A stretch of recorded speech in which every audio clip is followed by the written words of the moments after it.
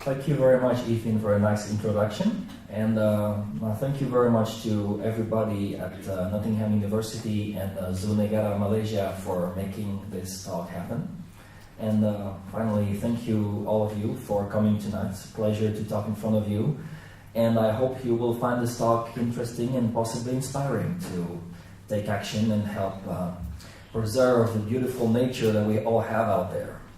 And so my name is Pierre de Chavannes. I'm coming from France, originally from Paris, and I'm the scientific advisor of the National Geographic Photo Art Project. And the Photo Art Project has been created by one man, Joel Sartore, American photographer for Nat Geo for over 25 years.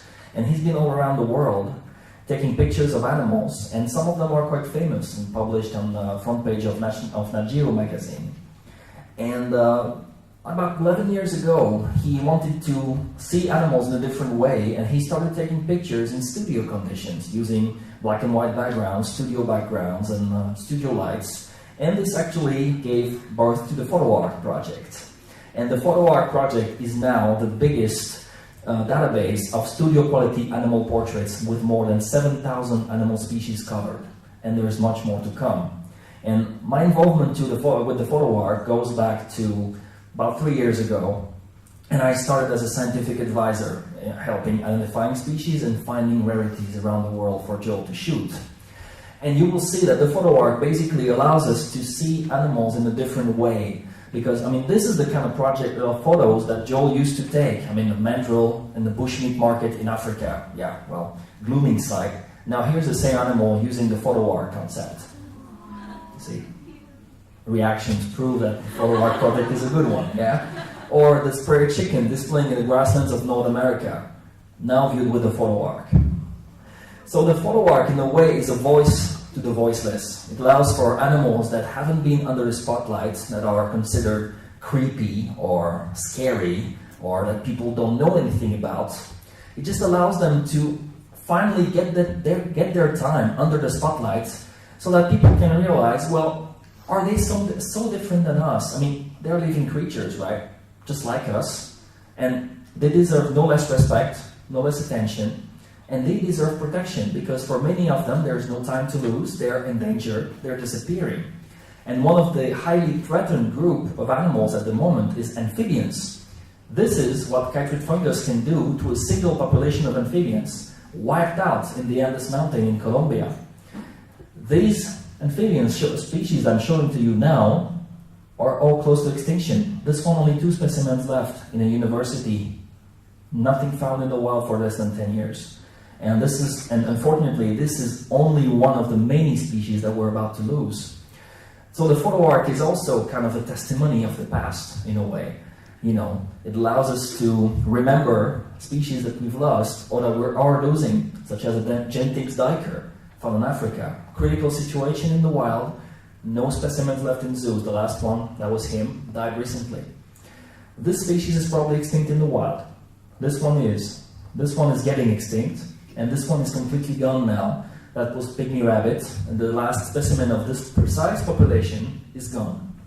Species still exist, but this one is gone. Another story, this is Nabire, meet her. She was the last captive northern white rhinoceros held in a zoo.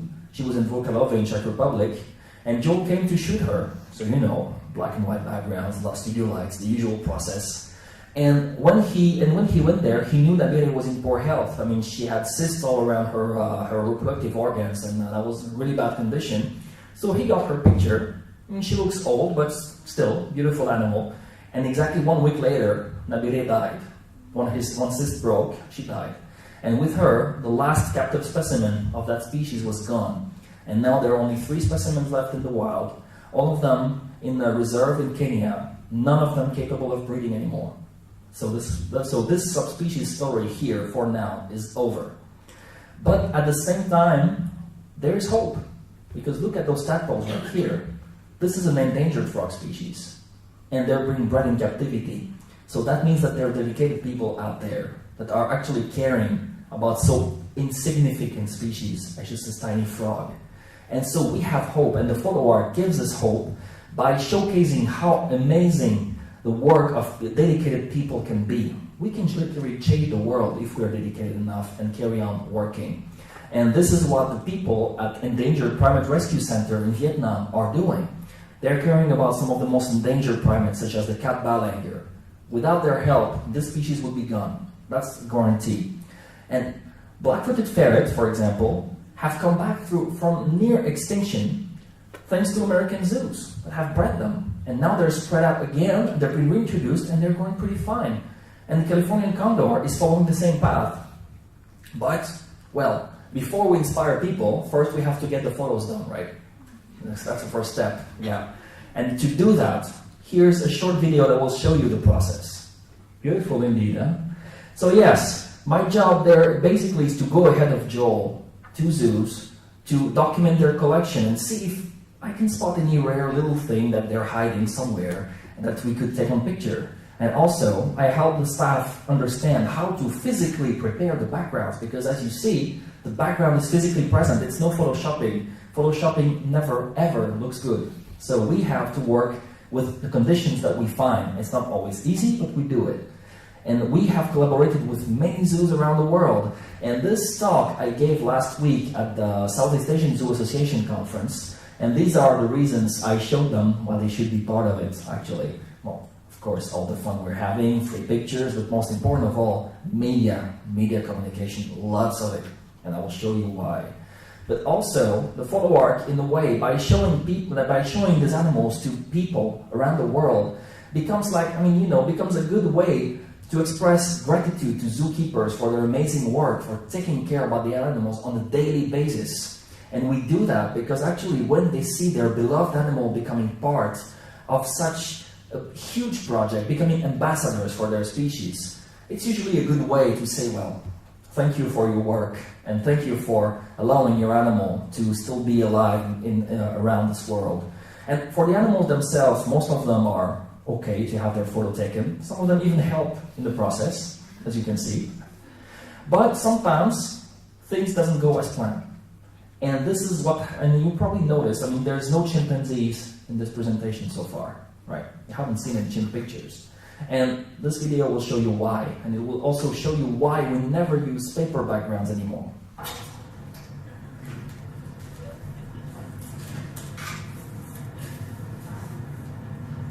What do you think? Pretty good. I can just hope. They're pretty strong. I hear you can rip your arm off and beat it to death with it, right? That's it. You don't reach that first, they'll beat you to death first.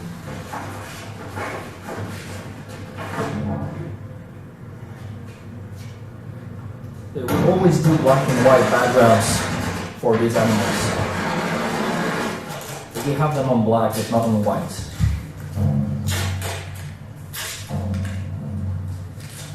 So now, doesn't this look nice? Doesn't this look nice? Perfect. It's perfect for chimps. How long will that last? 60 seconds? Well, let's count.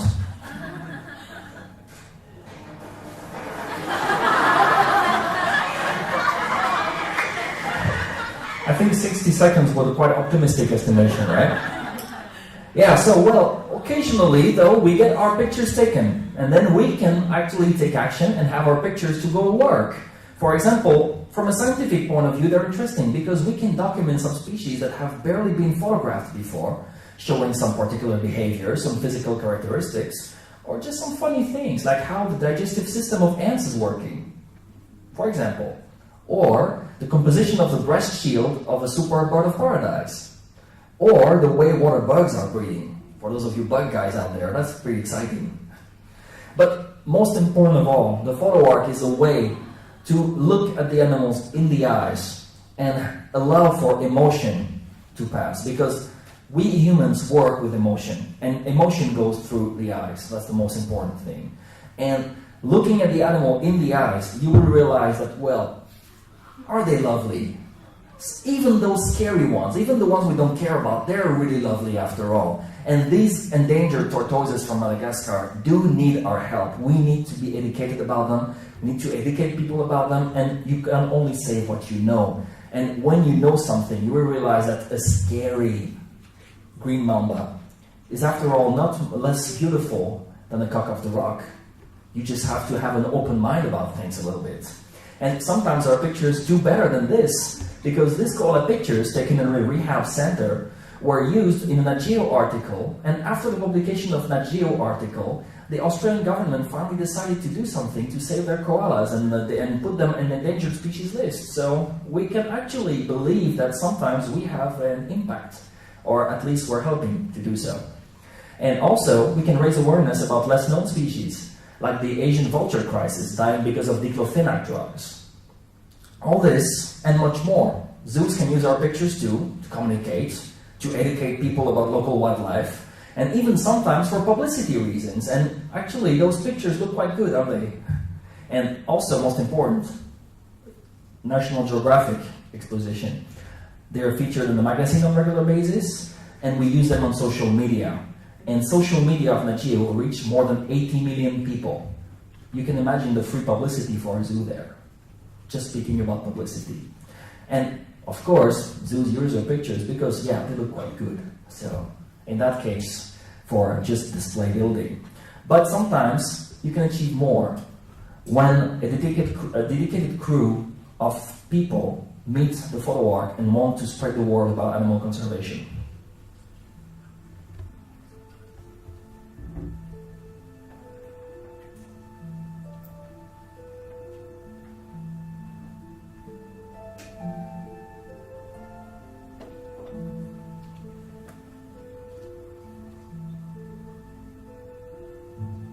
In 200 years, people will look back on this particular period and say to themselves, how did those people at that time just allow all these amazing creatures to vanish?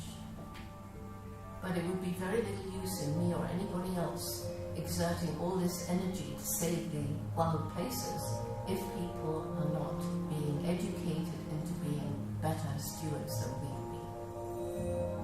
If we all lose hope, there is no hope. Without hope, people fall into apathy. There's still a lot left that's worth fighting for.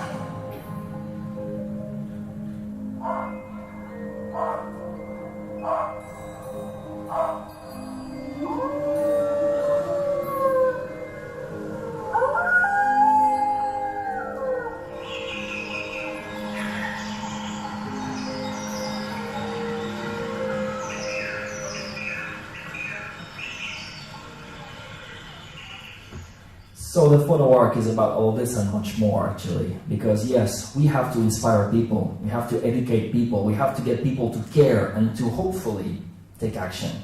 And speaking of education, just to conclude on this small presentation, Leonardo da Vinci, the famous Italian painter, used to say, go educate yourself in the wild. And he was right, but today it's difficult to do that anymore because there's no forest left anywhere. Nature is gone, basically. But I believe that with the Photo Arc project, together with zoos who can carry an important education message, we can still carry on Leonardo da Vinci's legacy by saying, go educate yourself with nature, as we still have it today, anyways.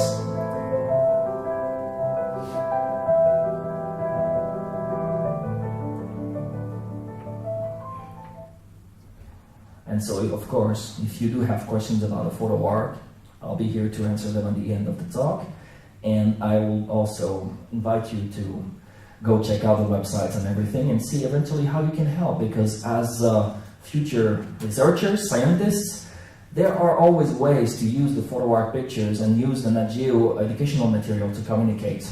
And we do have educational material available for scientists and for teachers to use for free. So do utilize them whenever you can. I'm getting the other presentation now ready, so bear with me for 1 second. And almost there. There we are. Alright, so now we're gonna go to the main subject of this lecture, which is education, and especially education about conservation and how zoos can play an important role with that. I mean, well, passing on the facts rapidly, you all know that we're facing an extinction crisis. We all know how badly we are affected. So the thing is, we can still find time to talk about education, to talk about these topics, and to actually have people changing their mindset about their lifestyle and their relationship with nature, respecting nature. But to do that, we must act really quickly and help educate people. And we are relying on all of you, actually, because I mean, for people like us, or like some of your teachers, or like the people already in that field, I mean, we are slowly but surely getting old, and we have to pass our knowledge to new generations, and you will have to pass your knowledge on as well. That's really important for you to understand that. But first of all, some basic facts, because before we get further into education. Of course, I mean, today's situation, you pretty much know about it. I mean, animal and plants going extinct, climate change, and habitat destruction. But most important of all is to understand where that comes from. Basically from overexploitation of natural resources. I mean, we're talking about petroleum extraction, fossil fuels, but also utilization of wood for paper, for other kind of stuff. I mean, there's lots of things, really. And most important to understand is that the human situation around the world influence conservation and influence education, of course, as well. For example, I mean, when you have, I mean, you have to understand, it's complicated, unfortunately, very complicated matter, but the way the world is ruled today by corporations, by politicians, by people who are opinion makers in the press, is a big factor with that has to do with nature state, because we unfortunately see nature today as being a tool, or as being a way to make money. Simply, we don't see nature for what it really is, meaning part of our world as much as we are. And that is really something important to understand, is with exploitation of natural resources, with exploitation of people, we get into war. We call this the war business. We call this the fear business.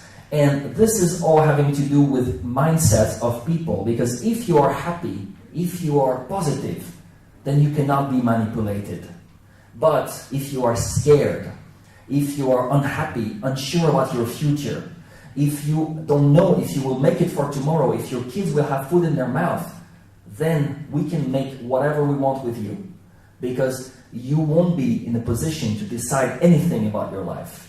The thing you have to understand is the more you are in a positive mindset, the more you can influence your own life, and you can make your own life and the life of others better. That's really important to understand.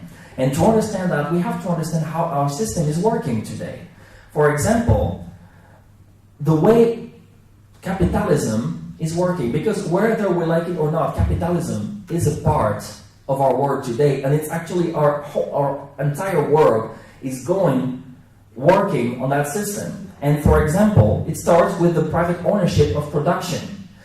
Most means of mass production of wealth and of tools to be used are privately owned. That means basically, if tomorrow some factory owner decide to stop producing this because an item because it's not making money anymore, you will all be in trouble if this item is important for your life.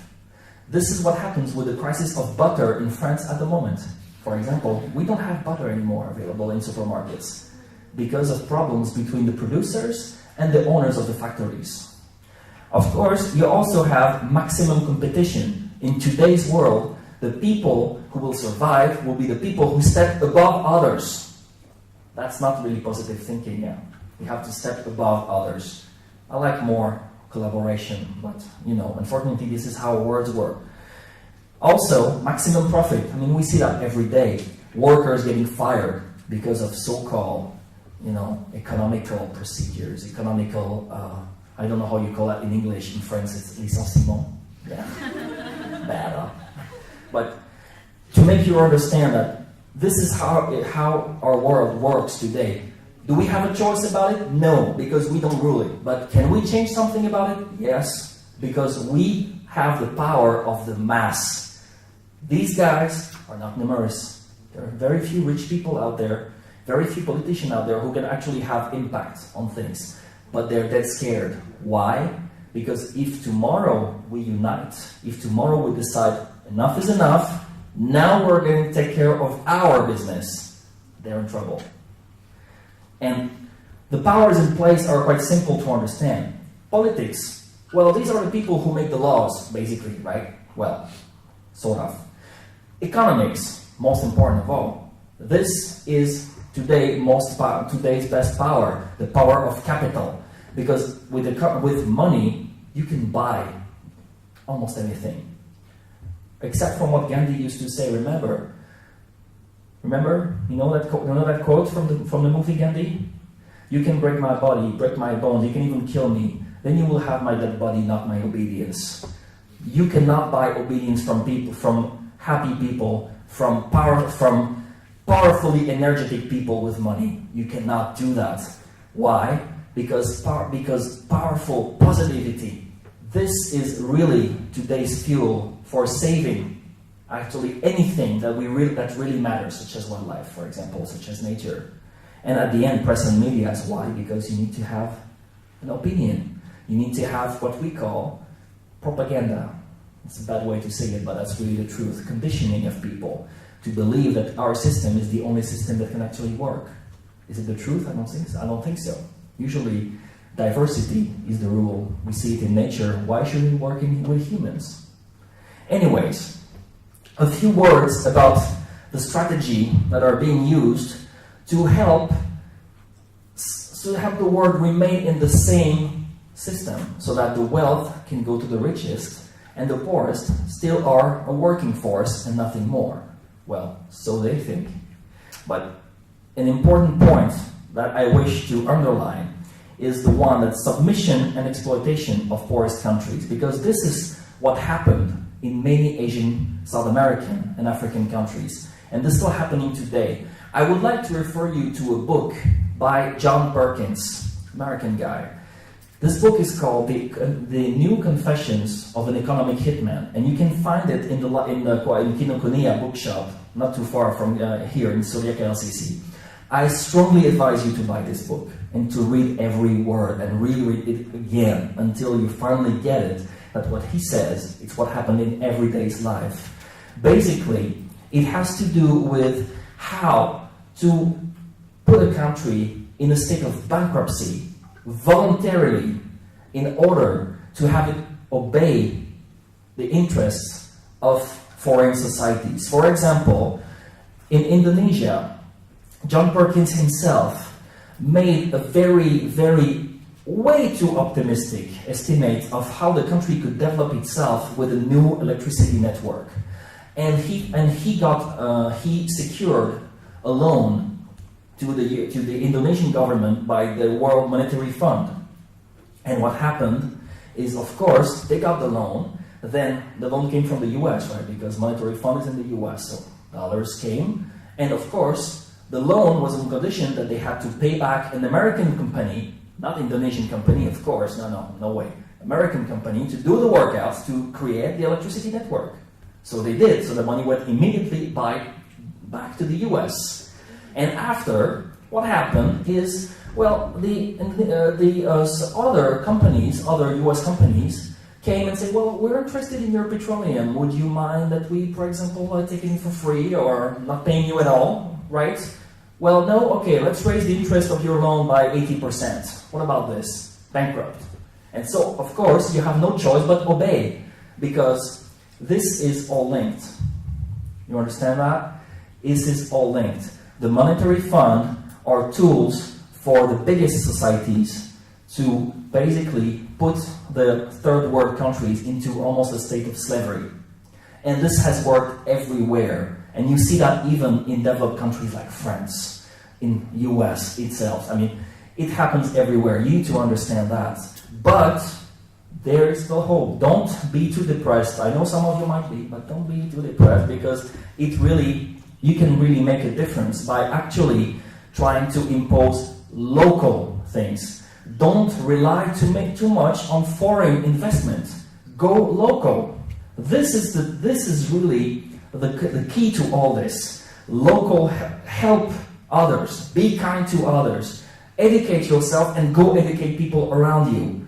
And don't rely on outsiders to tell you the truth. Don't rely on me, for example. Go then find others, find your neighbors, tell about what I said. And well, I might be a little bit helpful to send a message to you, but the important is you use it on your own and around you after. That's important, really. Well, enough political considerations, enough economy. Now let's get to nature.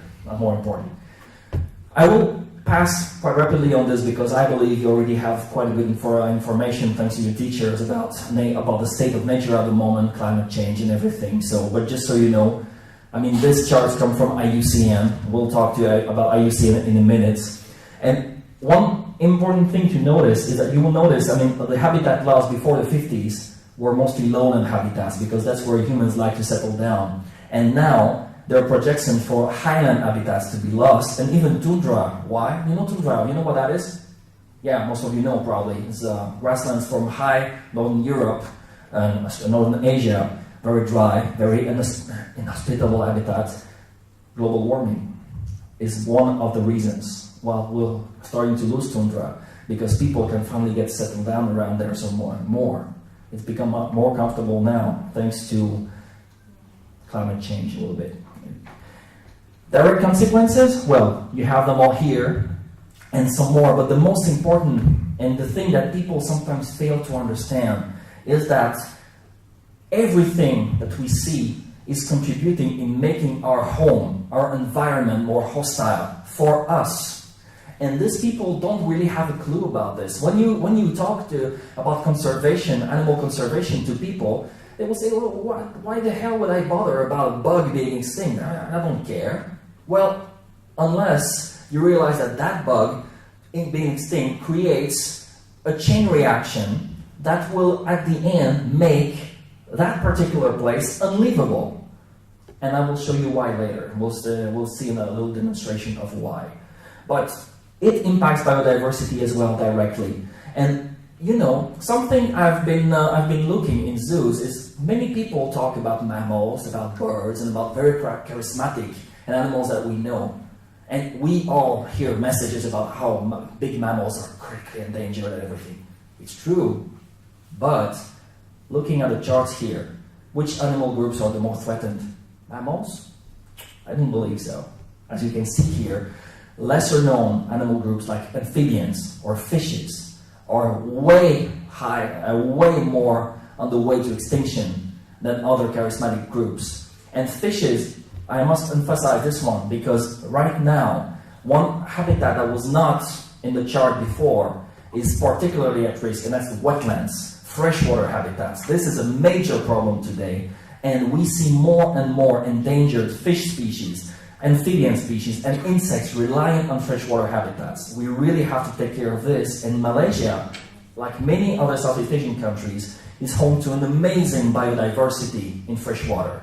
So this is something we must immediately take action to prevent, because freshwater, as we know, we cannot live without it.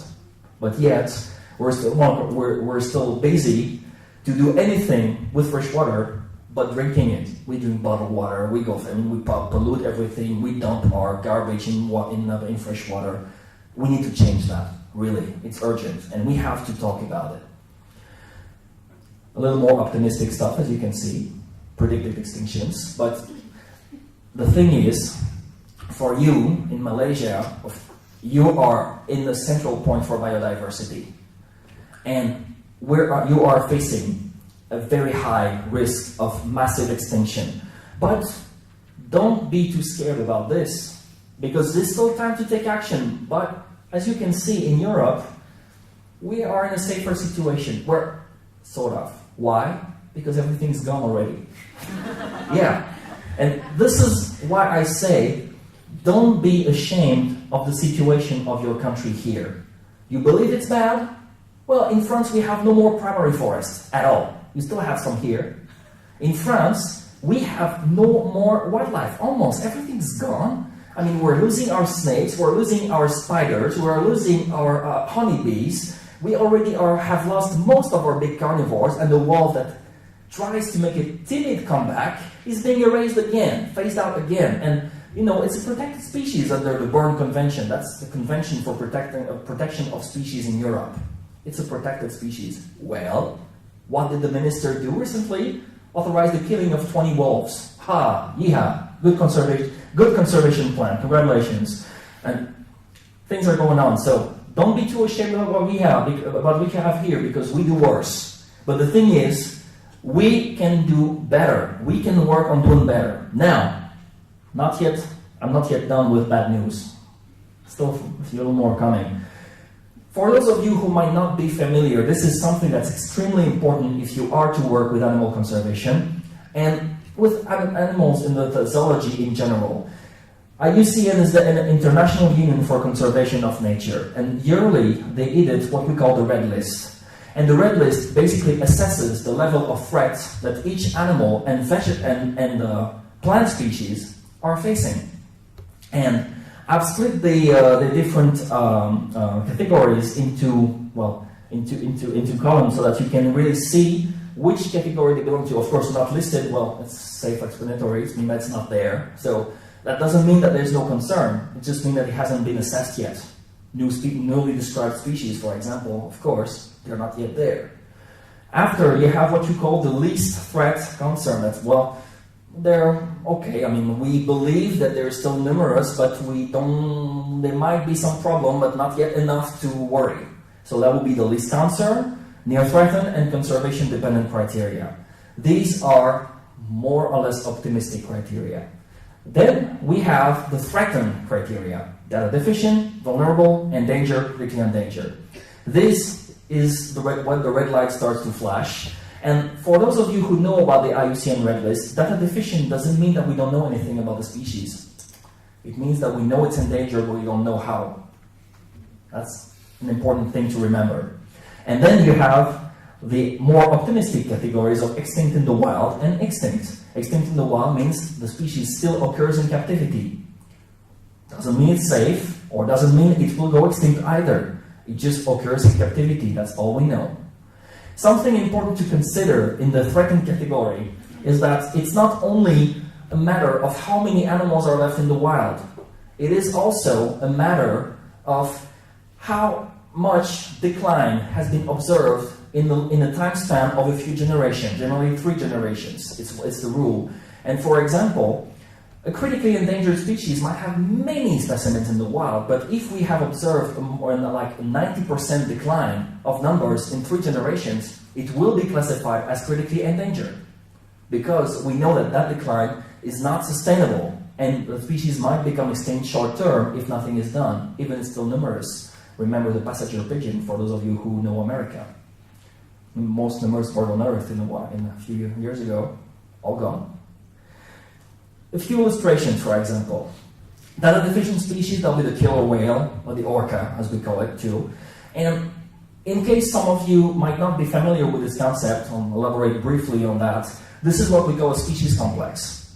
And for now, taxonomically, it's not yet clear, but what we surely know is that there are many genetically distinct populations of killer whales around the world. And each one of them should be assessed separately. This is why so far the species is listed under data deficient, because we probably know that killer whales, there is a good chance that there are more than one species in terms of genetics. We just don't know anything about any of those populations and species yet. There are a few formations that we have, but so far we still haven't resolved the taxonomic puzzle. So far, data deficient, until further research is being carried. Vulnerable, that will be giraffe, for example, another species complex, because there's been a study recently that's talking about splitting the giraffe into 4 different species. Still not validated yet, but already listed as vulnerable as a species complex. Can you imagine each of the 4 species taken separately? Some of them are in big trouble. Some others grow quite well, but not over yet. Another vulnerable species would be the panda. And the panda is a particular thing because, of course, you know how big of a conservation issue the panda is. I mean, of course, it's the emblem of the WWF. But actually, the thing is, the panda is pretty much out of harm right now, at least in China, because of all the captive breeding that's going on and all the work that they do at the Wolong and in Chengdu Panda Research, I think, it's the place. And so far the species goes quite well. It's spread very well, so there is no risk of it going extinct immediately. But on the other hand, another Chinese native, the golden snub-nosed monkey, is badly endangered. And it shares the same habitat as the panda, but it doesn't have the same press. And this one is now bred in Chinese zoos, but there are none elsewhere. So that means that if Chinese zoos fail to preserve the species and preserve the species habitat, it will be gone.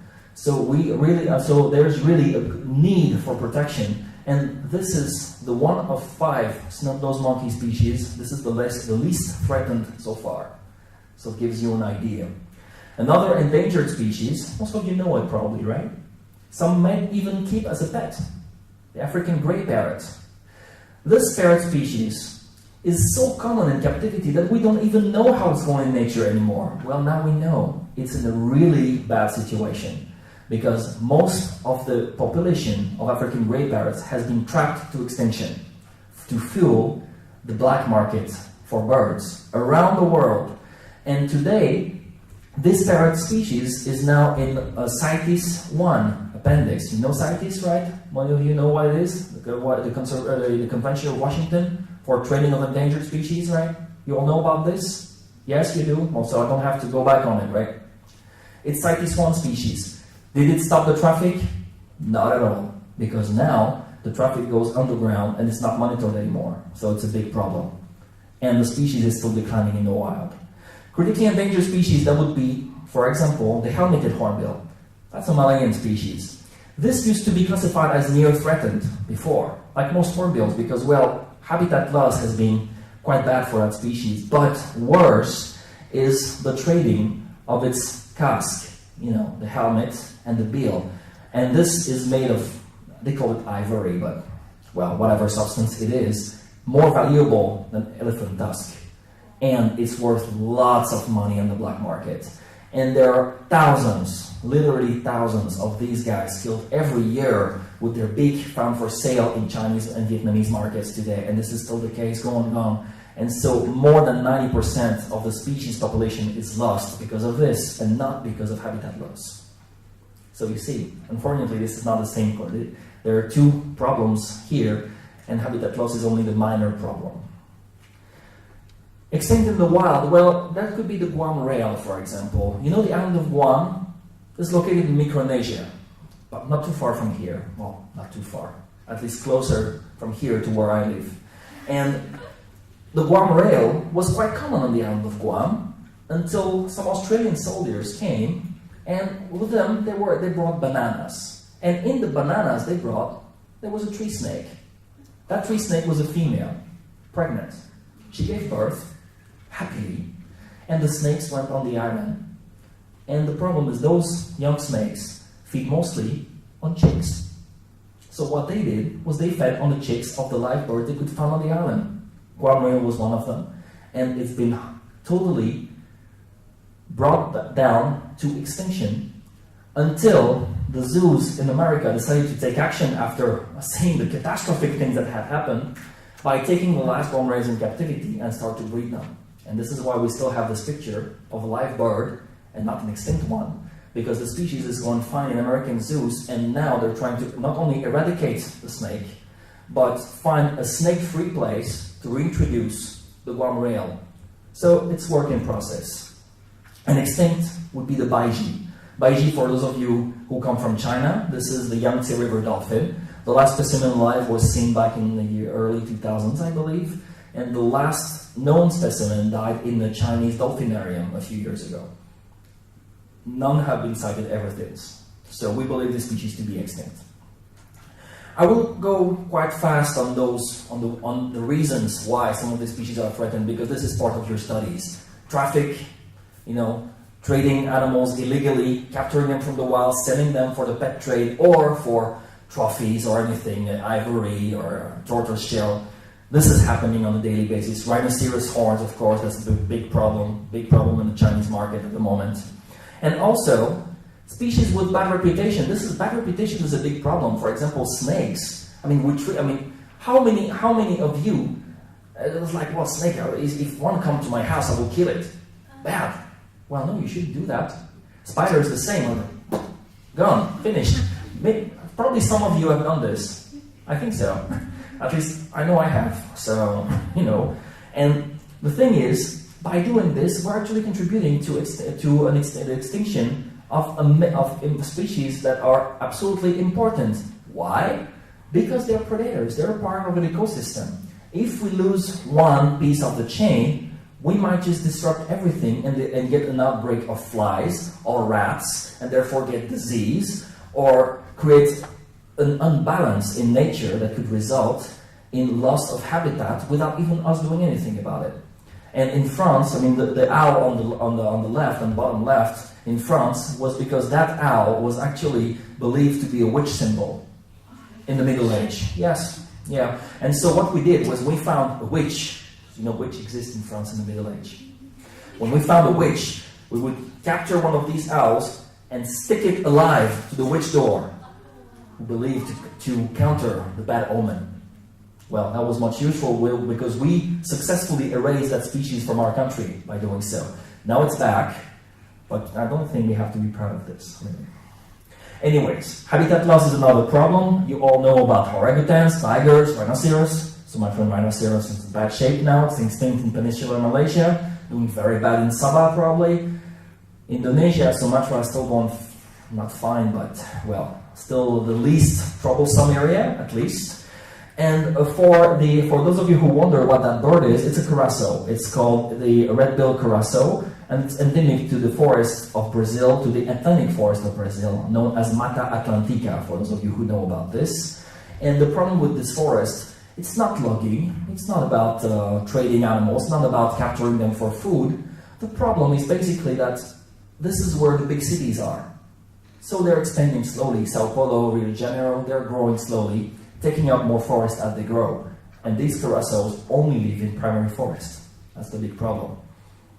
Climate change, I believe you're all familiar with the concept, directly impacts some species. Corals living in waters with precise parameters, or polar bears with the ice cap melting on the poles.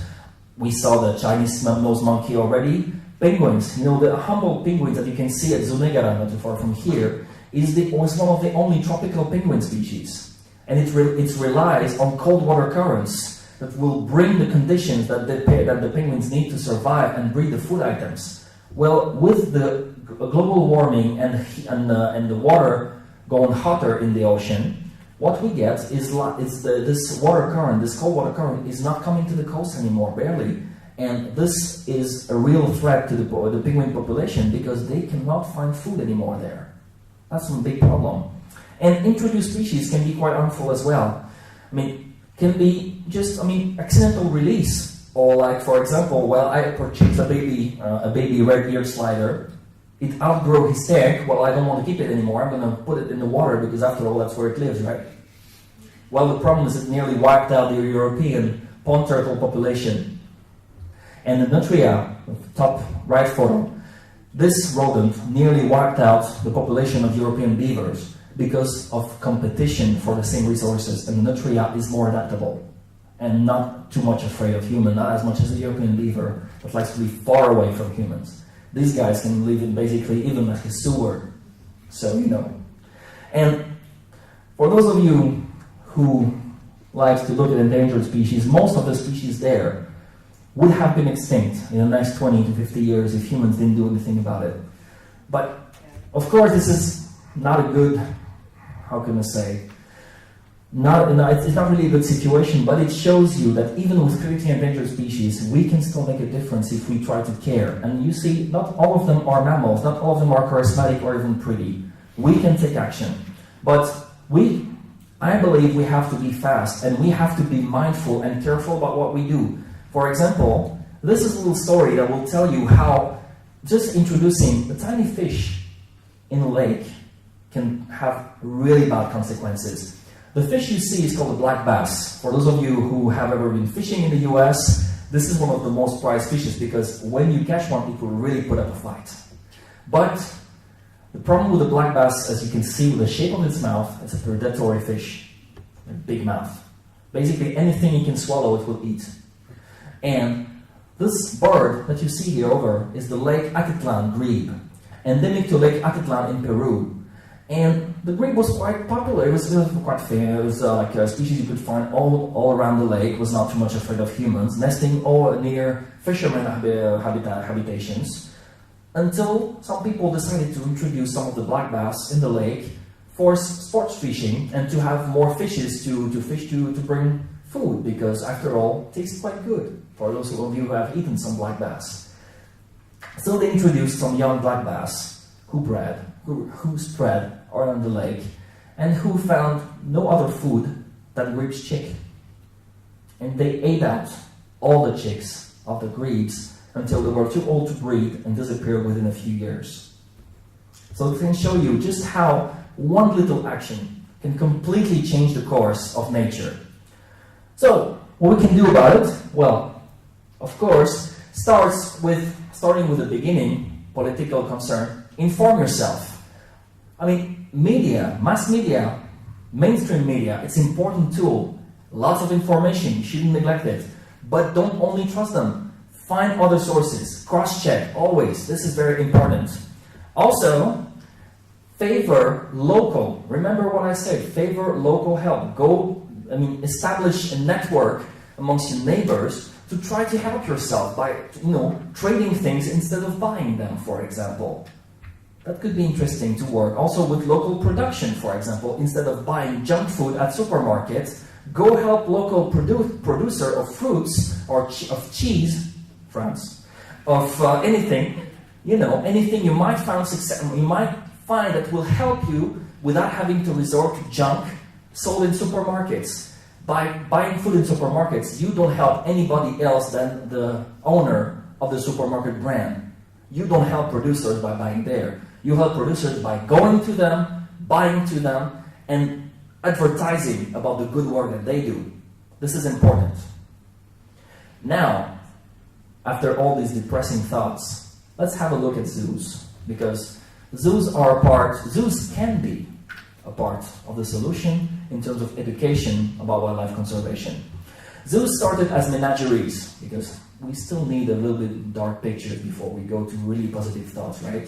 So, yeah, zoos started as menageries. Menageries were like show off. The king would have lots of exotic animals to display, to look how mighty and powerful I am. I could get a giraffe in there. I could get some birds from far away that you will never get because you're not rich enough. So I will beat you in that. And this is what every king and every powerful people in Europe used to do at that time. And the animals were, nobody took care of them properly. No breeding was gone almost. But, well, it was the start of a thing. I mean, if you notice on the picture, this is from Paris, from the older Paris Zoo, active since the 18th century, quite old. And if you look at the building, the architecture is quite fine. It looks quite beautiful. But if you look at the enclosure, it's just dirt and concrete. So that shows you how much interest they had in welfare, in animal welfare, basically. They were more interested in making the building look good. But of course, things evolve with time because of education, because we're raising awareness about this. And Mr. Carl Hagenbeck, picture here, in the 30s, decided that he would like zoos to look a little bit closer to nature. Well, a little bit. What you see here is his impression of nature. Concrete, well, good, but false rocks, rock work that would give the viewer the impression of being kind of in nature, because he had the luck to go to Africa, and he could see all the animals, lions, and then he could see zebras in the back, and he could see some of the Kilimanjaro mountain at the back. He wanted to recreate that feeling. And actually, on the left picture, what you can see, the Snake Mountain right there is in Hagenbeck Zoo, in Hamburg Zoo, and the Snake Mountain actually houses wild goats. So, well, not too bad. But still not enough yet, because now the modern zoo world, it's really about natural enclosure. We want to provide enclosure that are as close as possible to what the animals can experience in nature. Well, not always totally accurate, of course, because for some animals we cannot meet their needs. But for some of them, we can get quite close actually. And we can find a way to have them thrive in this environment. Also, important to notice is that zoos are now what we call, how can you call that? I mean, the zoo animals are ambassadors for their wild cousins. So zoos are kind of, I don't have the French word, but the English word is not coming, I'm sorry, it can happen. But anyway, zoos are a repository of animal species, really, basically, of the repository of ambassadors. And one of the key person to have for the creation of breeding programs for endangered species is this man, the owner of Jersey Zoo, Gerald Darrell. And he alone was responsible for the creation of several breeding programs, particularly dealing with Madagascar animals, such as the infamous aye, primitive monkey species, primate, not monkey, primate, but well, he is the one who collected the first specimens and bring them to captivity to Jersey Zoo, and there the world's first captive breeding has occurred, and now the species has spread to other collections, and he's breeding quite nice actually.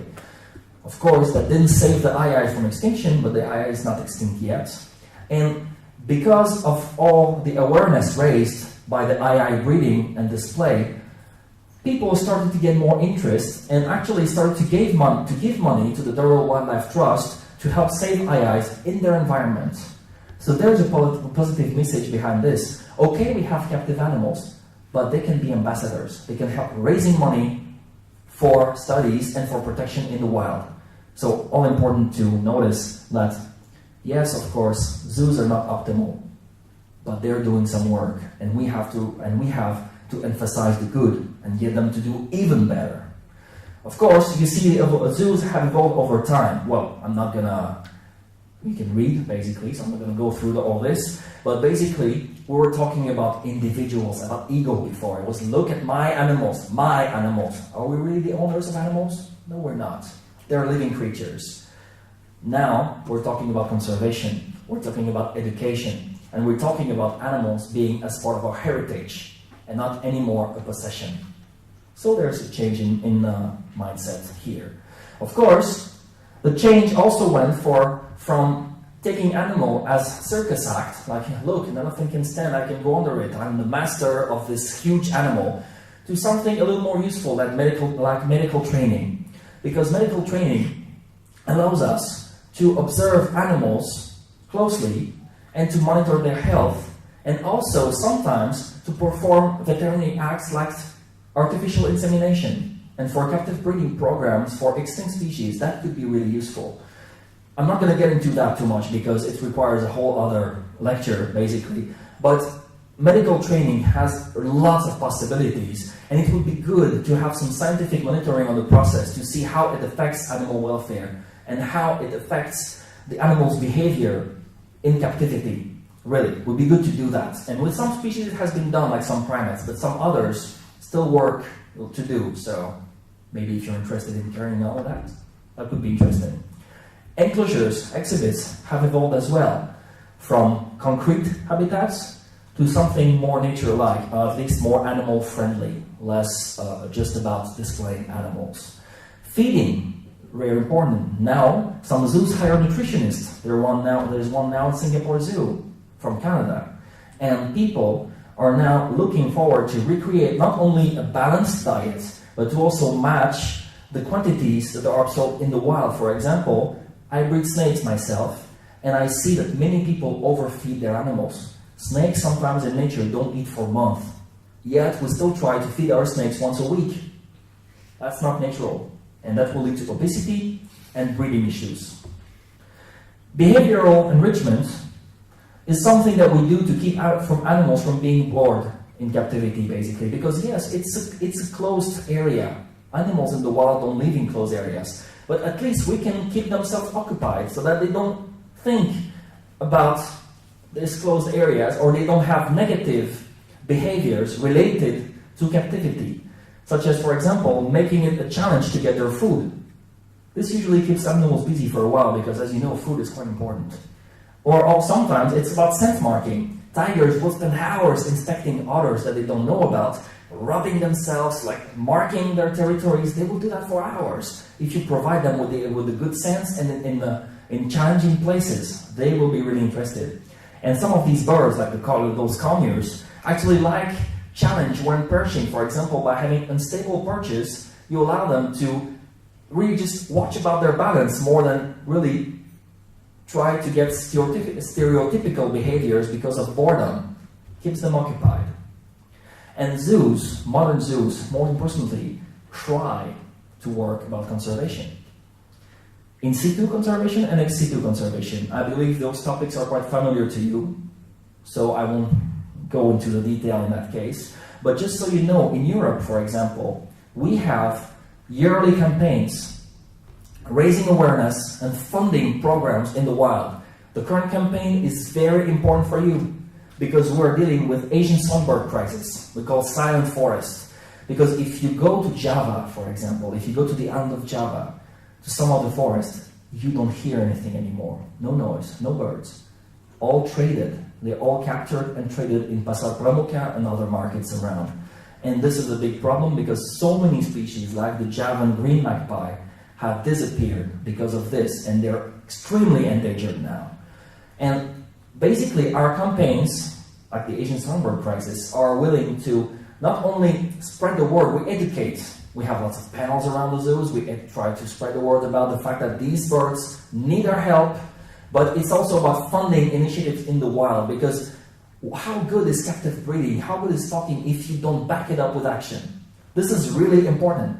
Back everything up with action in the field, because if you don't protect habitat, what good is it to breed the species? If you don't take into account the people living in there and provide them with ways so that they don't use animals as a resource, you will never get positive feedback from the captive breeding program and for the reintroduction program.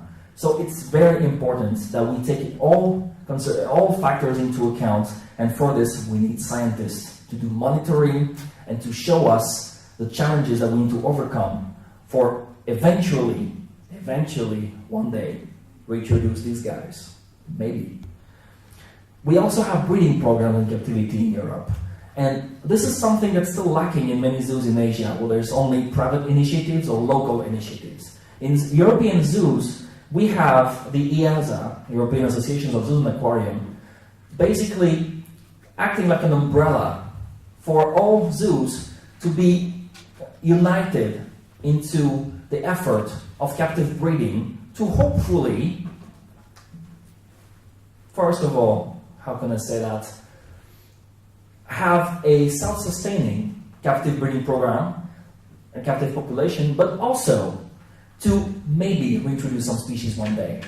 And for example, one species that has benefited from the captive breeding program is the lion tamarin from the forests of Brazil, reintroduced successfully now, and starting from captive bred specimens.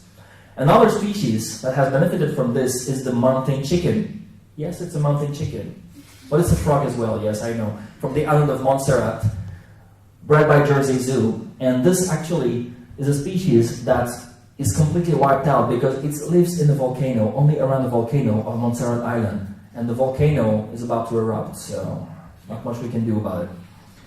The Guam kingfisher has been saved thanks to the efforts of American zoos. Again, the American zoos captured the last specimen alive before they were eaten all by these tree snakes. Remember the Guam rail? These also were targeted by tree snakes, and they've been saved. And Americans do lots of publicity to see, well, we can make a difference, actually. We can really make a difference. And this is a small initiative. It only started for 6 pairs, with 6 pairs. So we have to ask ourselves, what is it better? We leave an animal to die out in nature, or we try our best to help it? Well, it's a matter of ethics, but I still like the positive thing that we try to do something at least. Maybe it succeeds after all, we'll see. These species are only living in temporary water ponds, like rain pools. If it doesn't rain, so much for the fish. And many of these guppy-like fishes are now threatened with extinction, some of them extinct already, and we are breeding them in Europe now and in the US. So some of the species have actually been saved from extinction. And some species are better known thanks to those, like the clouded leopard, because they've almost never been observed in the wild, so we don't know anything about their behavior until some captive specimens were finally observed and mating was recorded, giving birth. It has been bred in captivity in Europe and US, now in Asia as well, in Kaukai Zoo in Thailand. And we are now able to understand how the species behaves in captivity, and we are able to translate that in the wild. And that allows us to care better about the species and protect it. Zoos are also funding conservation initiatives directly. Like, for example, what you see on the left is the funding panel of the Endangered Primate Rescue Center. This is a number of zoos funding directly this center to take action to protect the Vietnamese fauna. Some species have been successfully reintroduced in the wild. Those horses, those Mongolian horses, actually in Europe, there's a whole facility in France, a whole enclosure in the mountains of France that's being used to reintroduce them so that they can regain wild instinct behavior and live in herds far from any humans before being finally reintroduced in Mongolia. This species is currently being, let's say, tried to be saved by Endangered Primate Rescue Center. Only 50 specimens left, but without the Endangered Primate Rescue Center, it would be gone. Zoos also educate, and that's important. They educate for conservation. Without education, without backing the action with a strong education message to help people understand what the zoos are doing, to help people take action, nothing really has much value. Of course, to do that, we have to introduce to the audience what we are doing, and that's what we call it animations. And these are some of the things you need to know if you want to deliver a successful presentation to people. The most important thing is, of course, know your message. If you're just reading this, if you don't know what you're talking about, if you forget your words, it will be uninspiring at best. You have to know what you're dealing with. You have to know your message. You have to deliver it in any way possible so that the people can be inspired. If you look at the people in the eyes, say, are you listening to what I'm saying? Immediately, you get people's attention. They're in listening mode. Very important. Learn to vulgarize. I love this word, vulgarize. Many people might not know what it is, but that basically means learn to make science accessible. Learn to make science understandable to people who don't have the slightest idea of what you're talking about. That means that if you start using scientific terms, you will lose people. You have to speak in a way that they can understand. They won't come to you, they don't have time. They have to watch Kim Kardashian on Facebook. They have to go watch their latest football game. That's way more interesting than conservation. So this is why we have to deliver a message that's more inspiring and more interesting than Kim Kardashian and football and Justin Bieber all together. Else it will not work. So to do that, we have to talk directly to people, to inspire them, to have them work. I mean, talk directly. Don't just recitate your text. And also, bring people, bring souvenirs, bring emotions, bring memories so that people can relate. If they don't relate to what you say, if this is like a foreign notion for them, why the hell would they care? Try to have them relate to their own experience. And that way, you will make an impact. Why? Because they will remember what you said when living this, for example, these pieces of life again. For example, just going to take a walk in the forest. Oh, I remember that weird guy told me that forests are getting logged because of whatever. Well, maybe I should try to to do something about it. Maybe fund my local zoo in case. Who knows? Just so you know, people can be weird when they think sometimes. People can be weird, but people can be inspired if you talk to them directly, and most importantly, if you are positive. Because positive emotions outruns negative emotions every single time. But it's so easy to be negative. Oh, I failed my exam. My boyfriend left me. But well, you know what? My girlfriend left me. My wedding, my first wedding was a total failure. I ended up bankrupt, broke, without any girlfriend, no job, yet I'm here. And believe me, if that didn't happen, I wouldn't be here today. Why? I would still be a professional drummer. having fun in jazz clubs, playing drums. Hey, nice. But actually that made no difference. Now, with my work as a Nat Geo scientific advisor, I'm hopefully trying to make a difference. At least I'm trying. Animations in zoos, basically, you have all kinds of animations. It can go from just displaying animals for what they are, showing the diversity of the ibis word, for example. This is in the French Bark Park. Sometimes, unfortunately, they look more like circus acts, and animal welfare, well, you can question this, of course, but, we have to take these for what they are. Sometimes people just won't change, but we can still find ways to have them alter their talk and bring some educational notions to these shows. That's what, you remember the movie Blackfish, maybe some of you do? Well, in Blackfish there was a park feature called Loro Parque in Tenerife. They hold orcas, and after the movie Blackfish shamed them publicly, they decided to change and include more educational talks into their animation. And most important, they now use their orcas, their captive orcas, to design some radio transmitters that they will use later to fund the vaquita conservation program and to monitor the vaquitas in the wild. So there are reasons to believe that they can at least have a little bit of a positive evolution. We have to encourage them. But for sure, keeping a positive mind is very important, because if you don't bring positive ideas to them, if all you do is shaming, they won't evolve. They will just block you and move on. Another positive impact animation that I saw in Singapore quite recently was the use of otters that were not part of a breeding program anymore, because they were phased out because their population was overrepresented in the breeding program. So they were kind of, unfortunately, I don't like this word, but this is the case, useless captive animals. So they decided to train them to incite people to recycle garbage by throwing garbage on the beach and have the otters take the garbage, put them in recycle bins, and actually later tell the children, be like the otter, recycle. And the children were like, Mommy, we have to recycle, I want to be like the otter. It works. It works. This kind of thing works. And of course, we can still question the animal welfare in that, but at least this is not doing any harm, and it actually inspires people to do something good. In Taipei Zoo, they spent hundreds of thousands of Taiwan dollars, to create what is probably the biggest insect exhibit in the world in the zoo at the moment. And not only do they speak and do they keep insects there, they actually keep endangered local species that they breed. Which zoo breed endangered insects, really? Can you name any? Well, they do. And not only do they display, they educate and they reintroduce. Top right picture shows you a habitat that they've designed to reintroduce dragonflies. Walsrode Bird Park in Germany has hired Indonesian workers to build an Indonesian house in their rainforest exhibit, because they understood that conservation isn't only about nature and animals, it's also about people. People live in those rainforests. Are we forgetting them? No. They're part of the ecosystem, just like any other living organism. And showing the cultures, showing what people were dealing with, helps convey a better message. Conservation starts with us. That's really important to understand.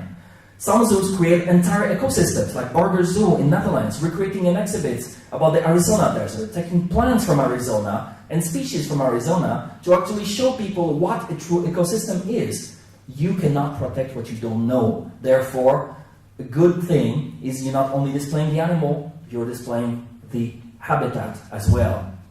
Details like the boomerang-shaped panels for Singapore Zoo for their Australian exhibits. Well, it's fun and it attracts the eyes, and kids love it actually.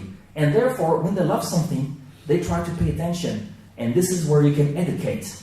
Start catching the eye, pay attention. This is how you raise awareness. Some panels display very basic information, but it is enough. Not too much text, else you lose the people. Remember, vulgarize. I love this word. Some panels are what we call a massive headache. Yeah, who would read that, honestly? But the thing is, remember, vulgarize. Don't over-educate. Plant some seeds. They will end up growing if you give them time to grow. This is the prime example of a wonderful panel, because you have everything there. Big photo, small text, coming for children, photos from the wild. Everything is in there. This is Taipei Zoo again. Hats off to them. Also, zoos can also team up with NGOs that actually are trying to educate people. This Green Team organization is one of the reasons that I'm here today. They funded part of my trip. And they actually fund conservation and education initiatives with local children in Italy, in Liechtenstein, and in Austria. Thanks to them, Italian children are now educated to recycle, but also to go in their gardens and look for tiny little insects and realize that actually they are just part of our life like any other living creatures. Now, is captivity really the solution? You've seen all the good zoos can do. It's quite nice, but is captivity the solution for everything, really? Are we sure about this? Well, for this, certainly no. We don't even know how to keep them alive properly. We don't know how to feed them properly, and they've never bred in captivity. All the whale sharks in captivity are from the wild. So certainly not a good solution. For this species of frog, yes it is. Why? Because it's extinct in the wild now. And the last 6 specimens known were taken to captivity and bred, and the species have been saved from extinction thanks to zoos, because it was all going extinct because of the chytrid fungus crisis. For the elephants, it's a bigger problem. Some might say yes, some might say no, it's not good. What we know is captivity is certainly not suited in terms of behaviors for elephants. But at the same time, there are some endangered populations out there that might need our help, but most important of all, we need to sustain what's in there, because elephants are very, very particular, very important as zoo animals. They're charismatic. And every zoo wants to keep elephants. I mean, zoos are still getting elephants someday, but if we sustain captive population by captive breeding, at least we don't have to go in the wild and take some elephants anymore. And actually, these elephants can help raise awareness about the situation in the wild. So it is good, still, in a way, to keep those elephants, but we have to work on improving their condition. They're traveling kilometers every day. They don't have kilometers to travel in zoos. We need to arrange that. Their food is also very important, and the behavior with the isolation of males during the breeding is also very important. And sometimes zoos still fail to consider that. So in that sense, no, it's not suited for elephants. But I believe we can improve that, maybe. Unfortunately for some animals, it's pretty much a lost cause. I mean, this is the Bornean subspecies of Sumatran rhino. There's only 2 specimens known left, maybe some in the wild, but we don't know really. Maybe still some left or not. So captive breeding in that sense will not help much anyways. And the species, I mean, this particular population, I don't even think has been bred in captivity.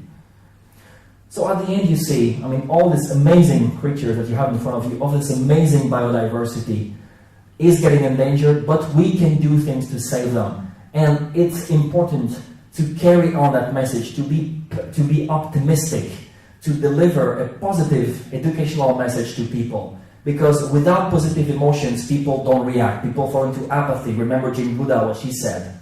And this is actually a story that will show you how negatively and positively conservation can work. Norfolk Island is located close to Australia, and it has been colonized by Westerners. And in the Second World War, soldiers from America and from Great Britain came to fight against the Japanese. And when they came over, they didn't know what they would find on this island, so they brought with them some food in case. And amongst the food was a couple of live rabbits. And so they decided that they would try to have the rabbits breed by introducing them to this tiny island that you see in the background, Nepean Island. And Nepean Island became, in that sense, some sort of a rabbit prison. Because the rabbits couldn't escape from this island. Of course, they would make babies, they would produce fast. And so they would serve as food item for soldiers. The problem is, well, war comes to an end, so the soldiers left, and they left the rabbits. Nepean Island had the same vegetation as Norfolk Island. Araucaria trees, not lots of wildlife, it was pretty limited, but still trees and grass. Well, 50 years after the creation of the rabbit prison by the soldiers, a French film crew came to that island to document what was left. This is what they found. Rabbits have eaten the grass. Of course, the grass being eaten, the soil was exposed and washed out by the rains. rabbit have dug holes, so the roots of the trees were exposed, tree fell, and with all the soil that was gone, all was left was a rock. But you think it's bad? Wait for the good news. This bare rock is now home to one of the most endangered seabirds in the area that has decided that after all, this rock could be a successful breeding place and sell. And so from like a total bare rock, like hell on earth almost, finally humans found that they could actually protect this island as it is for the seabirds. So it shows you that conservation initiative might start from a very bleak situation. So never give up, very important. And to finish on with, some of you might be familiar with this picture, right? Yes, the pale blue dot from Carl Sagan. What you see is the Earth. The small blue dot here, that's the Earth, that's our home. And Carl Sagan, about this, used to say that whether we like it or not, this planet is the only home that we have. I mean, we might visit some other planets, but we cannot settle down there yet. We don't have the means to do that. So astronomy, in a way, is a very humbling experience because it shows you that you really have to be kinder, to be more mindful about people around you, about wildlife, and about every living creature, and about that pale blue dot, because this is the only home that we have ever known. Thank you, ladies and gentlemen.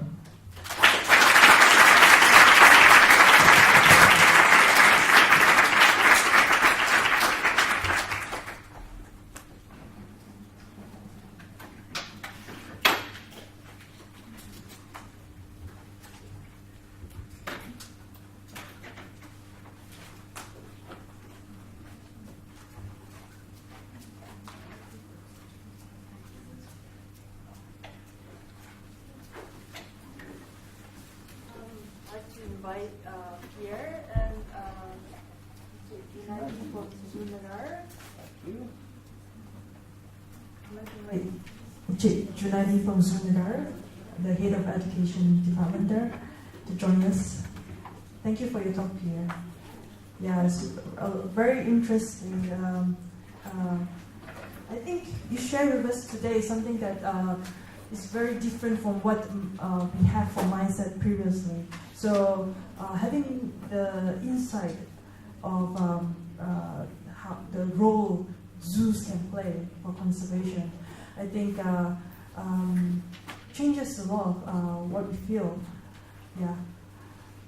Well, I mean, do you hear me? Yes. I believe zoos can carry an important message because after all, for many of us, I mean, I used to live in Paris for 33 years. What wildlife do we see in Paris, really? Pigeons?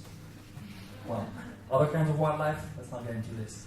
But the thing is, for many of us who live in cities, zoos are the only way for us to really see the animals, actually see them. And no matter what we think of zoos as, prison for the animal or not, I mean, animal welfare considerations, it is a powerful educational tool because for those of you who have never seen some of the animals I was mentioning, like for example, do you know about the frigate island beetle? None of you do. Do you care about it? Well, the thing is, actually seeing the animals in flesh gives you the possibility to actually be moved and decide to take action. Some of us might be moved by a beetle. Some of us do love beetle. I love the other stuff, so why not? The thing is, zoos are a way to get in touch with animals, to actually get a preview of the animal world and hopefully inspire some people. So by providing opportunities to engage with the public, you think zoos can entice people to support conservation? Most probably yes, and it has proven to be the case because zoos are doing, some zoos at least, not all of them, but some are doing fundraising for conservation projects, and the fundraising can be quite successful. I mean, several thousands of euros have been raised in a French zoo for conservation of the Nigerian giraffe. Yet most people have never seen a Nigerian giraffe in flesh, but seeing the zoo giraffes entice them. Well, I mean, they're beautiful, they're cute, aren't they? I'm a small baby giraffe, I like it. So okay, I will give a few bucks, and that helps.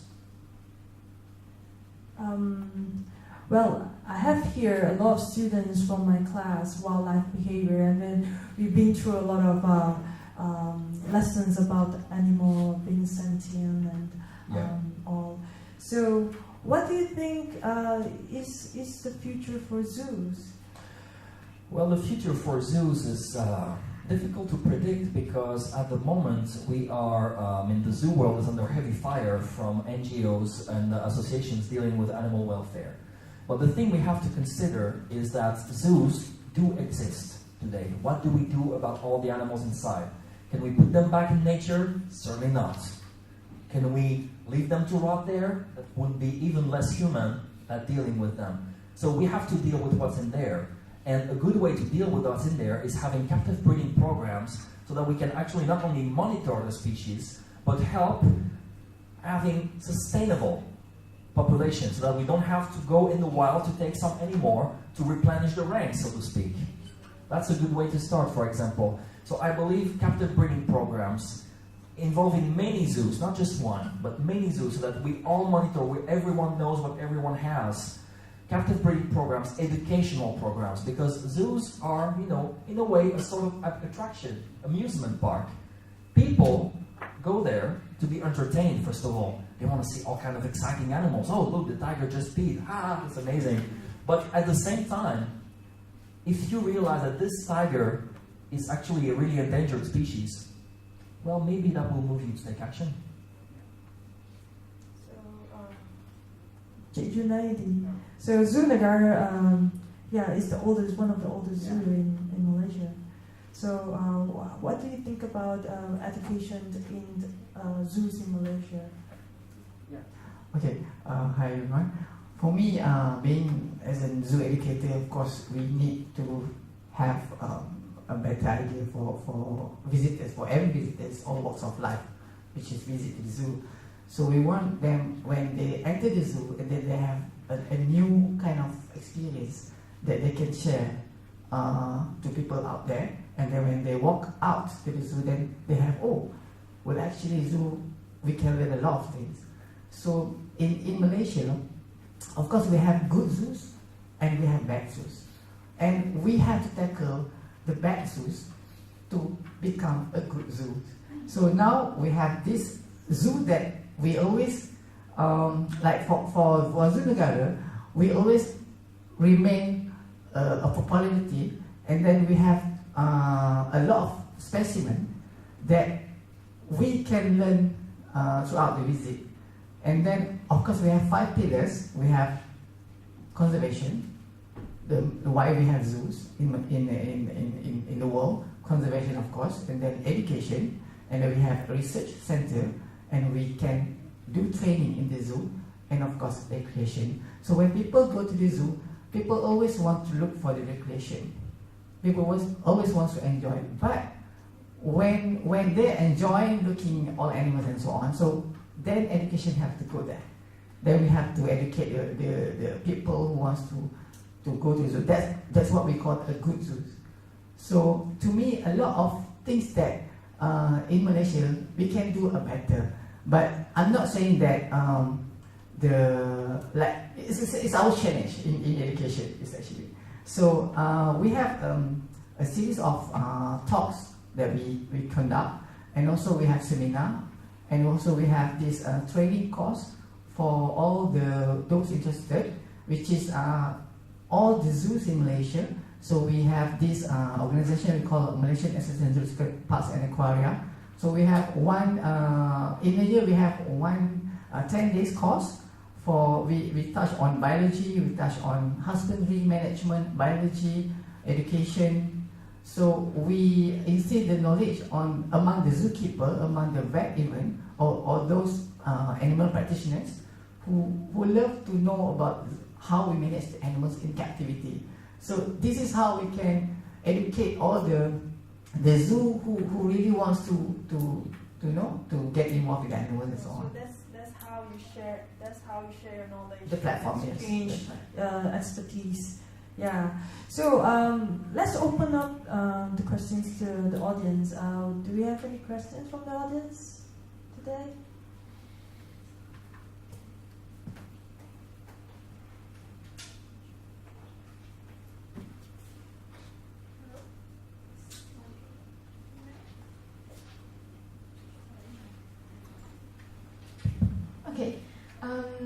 Merci. Merci, madame. J'aime bien votre présentation. I really like your presentation. Merci beaucoup. I have a question about your photography on animals, because I'm not from the school of geography, so I'm not sure if this is a stupid question. But I've been informed that when you take nice pictures of these rare animals and then people see and people get ooh, wow, and say, oh, I like it, and then they start to want to buy, to make it a pet, then it would then lead to black market, wouldn't it? So there would be a pro side and a bad side of the photography. So how do you make sure that it will have an effect, a good impact to people to say, oh, I want to protect the animal rather than I want to own the animal? Well, this is done through education. And the thing is, those pictures from the photo arc, for example, or those pictures that I do take as well, are important only if we have a message to carry to that we give along with the pictures. If we just display one picture, I mean, you can have many interpretations of it. Oh, the animal looks sad. Oh, well, I want to own it. There's many things we can think. But if you give the proper educational message with it, as we do with the photo arc, I mean, I'm the scientific advisor of that project. So my goal is to basically find information that will be shared along with the picture. The picture is never shared alone. Or else it has either an educational or publicity message with it. And one of the education message that we send over is wildlife, this is not pets, this is not to be kept at home. This belongs in nature, first of all. And it's about protecting nature. And I believe that, again, education is very important because, for example, in Europe, we would not consider really, I mean, apart from some very few uneducated bad people, not to call them other names, but we would not consider having a slow loris as a pet, for example. We know it's a wild species, and it would be ethically non-correct. In some countries in Asia, or in Africa, or in South America, the message has still to get through because it's not taught in schools, for example. It's not yet taught. So it has to start from there. And I believe that, I hope at least, but I believe, because I'm convinced, that with the photo arc and my projects, we can hopefully help teachers, help people who will then become carriers of that message, to hopefully process the message and deliver it to the younger generations so that they become aware that, yes, an animal is cute, but it's not because it's cute that you should have it at your place. You can just watch it. You can just observe it. And if you really want to interact with him, go see it in a zoo. Or go see it in nature. Or try to protect it. Try to fund protection. And then it will be more gratifying because you will know that not only have you done whatever you wanted to do with this animal, but also you've helped make this world a better place by helping protecting it. So I hope that the message we deliver. Of course, we have no way to measure the impact fully because we don't know what people will do after. At least we do propagate this message that wildlife is different from a pet. Okay, is there any other questions? Yes, Hui and Jimmy. Yeah, let's maybe take a couple of questions and then. Sure. Yeah. So. Yeah. Hi. I just wanted to ask about zoos in the whole world.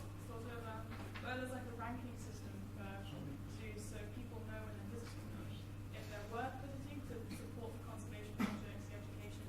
So because obviously there are good zoos and bad zoos, but how do normal people know if they are a good or bad zoo? That's a good question. Because there's actually I don't believe there's any ranking system for that now.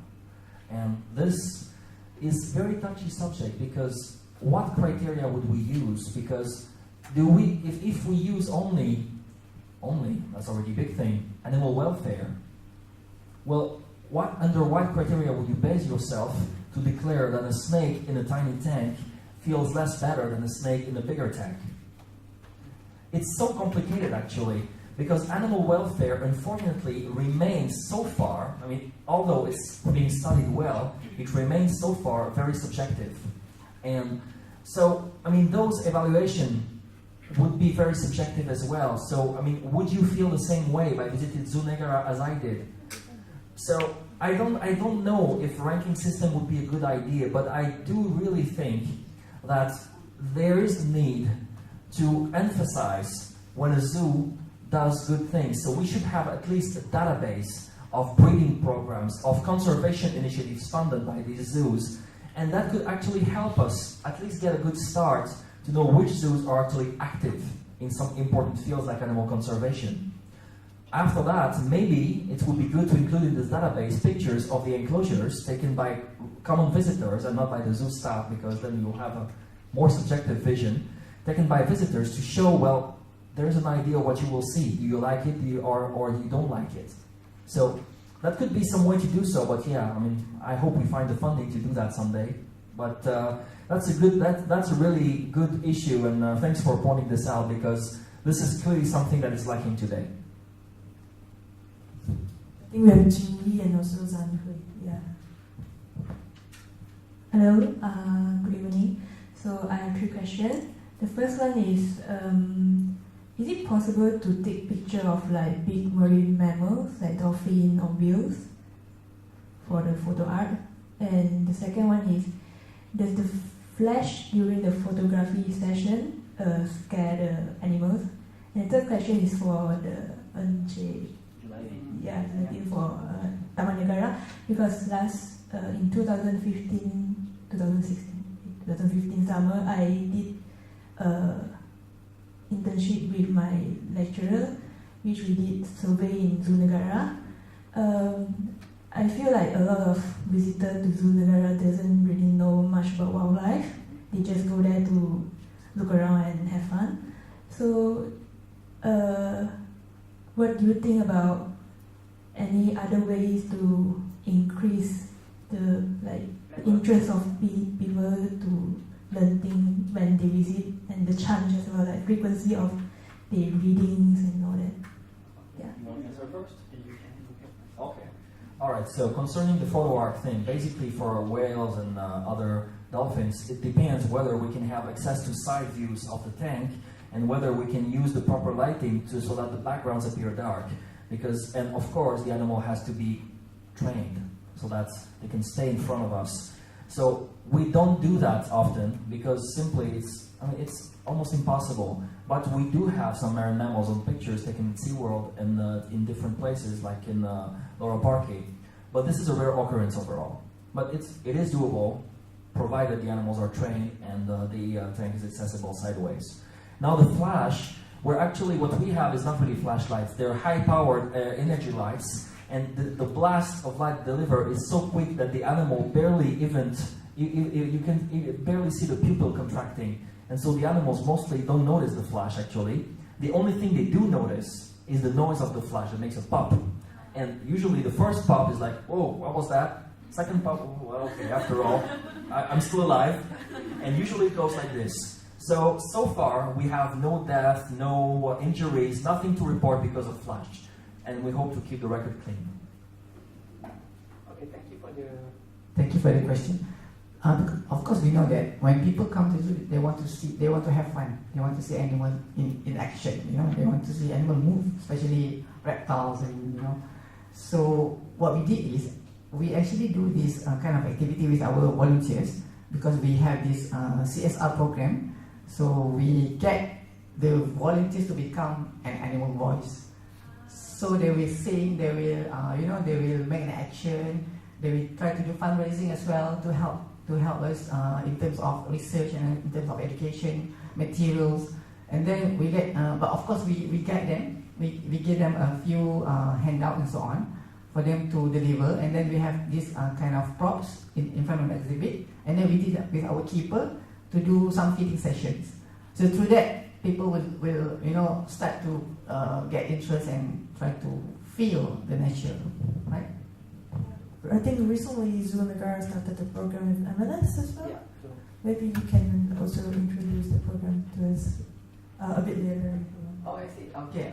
With Malaysian Nature Society, so with this NGO, we collaborate. We try to engage this public and we and also students. So the school group. So we have this trainer program. So the student, when they come to Zoo Negara, then we teach them how to get their peers' interest to the animals, and then after that, during the class, then we try to teach the others to get interest. And then after that, we did this zoo camp in the zoo. So we have two days, 1 night camping in the zoo, and then we did night walk, and then we tried to use the monocular vision, totally dark. And then after that, we did some enrichment workshop programs with MNS as well. So perhaps we can do for next visit in the zoo with Nottingham University. So we can explore more on in terms of animal behavior, diet, and also how they react to the food that we did for them. So it's a good program, and then it's more hands-on, and you can feel more about the animal and so on. So you're exposing school children to animals and then get the school children to go back to the classroom and be the ambassador. Correct. Okay. We have Zanhui and Jason. Yeah. Okay. Okay, I'm Zanhui, and for Tunagara, how large is the effort of students Tunagara engage into the equidu conservation of our local native species? And for Mr. Here, is it possible we can expect the outcome of equidu conservation of the zoo? Okay. Alright. So thanks for the question. Actually, we have this native bird, which is we call a milky stork, burung botak upe. So this milky stork is actually we multiply in the zoo, and then we release them back in the forest called mangrove in Perak. So this we run with collaboration with the wildlife department, and also last time we did collaboration with MNS, and then after a few years, then we also did this exchange program with other zoos as well. So like you said, here's a picture of that Humboldt penguin. So we did exchange with our milky storks, and then it's really well in the wild. And then we did this research done by the student from UPM. So they did also do some surveys and monitor all the breeding station for these birds. And we try to get these more species involved, but of course we cannot release our big mammals to the forest because now it's no more space, and we have to maintain it in captivity. But we have a few candidates, especially among bird species, that we can look for their survival place. But of course we have to deal with our wildlife department, which is under government, because we need to really see that place is actually safe for them to survive after a few generations. So actually we did, but it's just that we have to, because to release animal initially is not that we just release them. No, we have to have a very particular protocol, because not animal can release them back in the wild, but just few bird species, but not mammal, of course. So, but we did that as well. We did that for survival species. About ex situ conservation, what was your what did you really want to know about this, about ex situ conservation?